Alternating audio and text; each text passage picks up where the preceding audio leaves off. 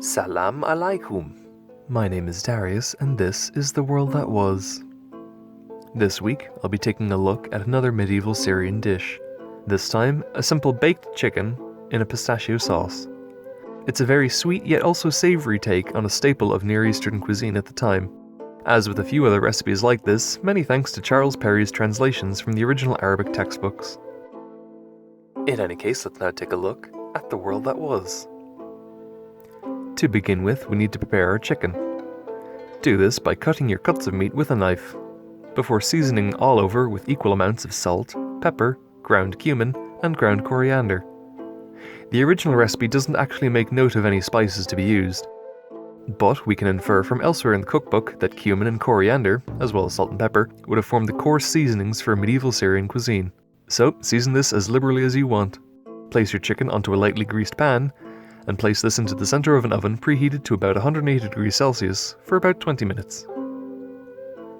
While this is cooking, go prepare your pistachios. Shell about 300 grams worth of pistachios.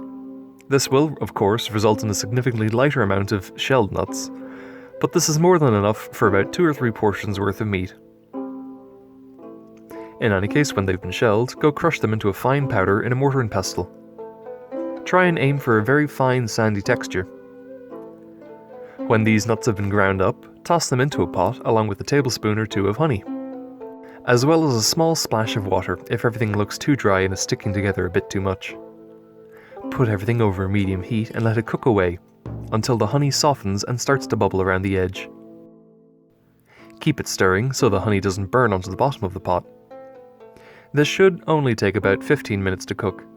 But if your sauce is starting to look a little brown, quickly take it off the heat so it doesn't burn. It's much safer to cook this slow and low rather than fast and high. In any case, when the chicken and the sauce is done, pour a generous amount of the sauce onto a plate before arranging your chicken on top.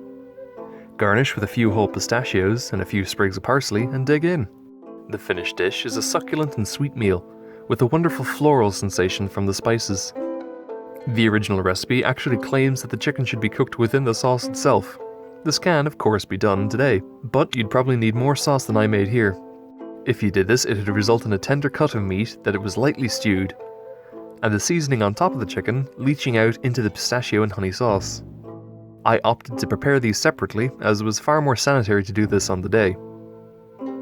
It's just as likely that this was prepared in a similar way in the medieval period as well as the kind of stewed chicken, but this was not recorded in the original text.